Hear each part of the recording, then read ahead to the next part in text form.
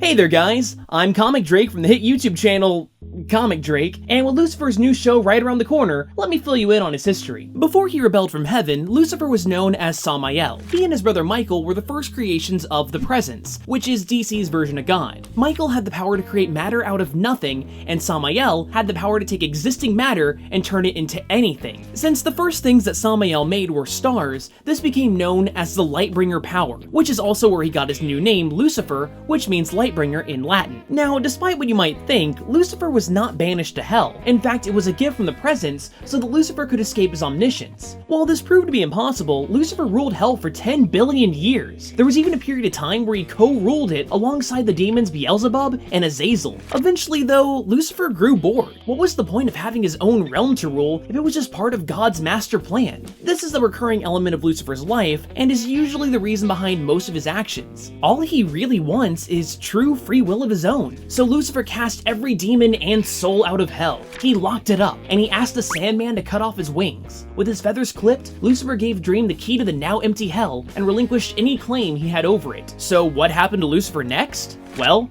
he retired to Earth and opened a bar in Los Angeles. Because why not? Shortly thereafter, heaven noticed that the voiceless gods, entities that were worshipped by the earliest mortals on the first world, randomly showed back up and started granting wishes on Earth. Because they didn't want to get directly involved but also refused to stand by and let it happen, heaven hires Lucifer to kill them. He agrees in exchange for a letter of passage. Simply put, this letter allowed Lucifer to create his own universe. But first, he needed a couple of things. The first were his clipped wings, which were being kept in the realm of the Japanese gods. After outwitting the Eastern deities, Lucifer was whole once again. The second was a power source, a big bang of his own. Circumstances led to Lucifer finding his long-lost brother Michael, who was badly hurt, and if he died, it would destroy the entire universe. By bringing Michael into his newly created realm, Lucifer was able to kill Michael so that he could be reborn. Not only did this save the universe, but it also gave Lucifer's its own big bang. With Michael's explosion bringing matter into Lucifer's void, Morningstar was able to create his own cosmos, complete with his very own Garden of Eden, Adam, and Eve. Lucifer had no intention of interfering with his new creation, but laid down only one rule: bow down to no one, worship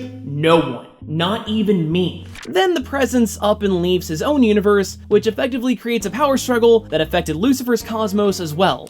Begrudgingly, Lucifer steps in, which led to a showdown against the Norse wolf Fenris. In this fight, Lucifer becomes temporarily possessed by the wolf and accidentally kills his brother Michael. Again. This time, Michael stays dead, but in order to not destroy the universe, again, Michael's power is absorbed and passed on to his daughter, Elaine Belloc. If that wasn't enough, Elaine was also left in charge of all creation. After all this commotion, it's fair to say that Morningstar was tired and done with the craziness that is his life. So he turns his universe back into the letter of passage and straight up leaves creation to finally be free of God's plan. But before doing so, he gives his lightbringer powers to his former lover, Mazikeen.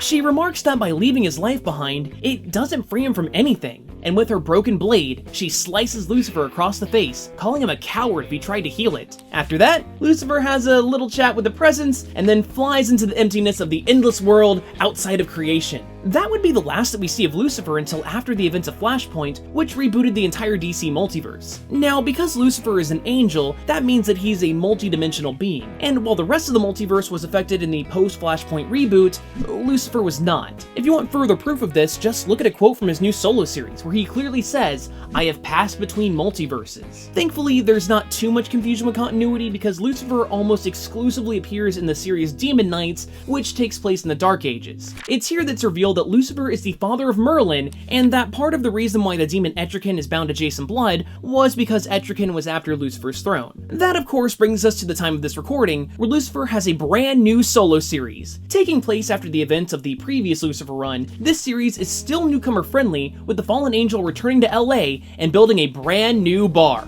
Yet before he can enjoy even one night of running it, the former angel Gabriel shows up with some pretty big news. The Presence is dead, and heaven thinks that it was Lucifer's doing. So in order to clear his name, the two of them are going to take on this mystery killer because, to quote Lucifer himself, "No one gets to kill God but me." If you want to read about this bad boy for yourself, then you're going to want to pick up The Sandman and both of the Lucifer solo series. I hope you enjoyed this video, and hey, hopefully you learned a little something new. But if you want to see more videos like it, then I'd love to have y'all back on my channel, Comic Drake. Have a good one.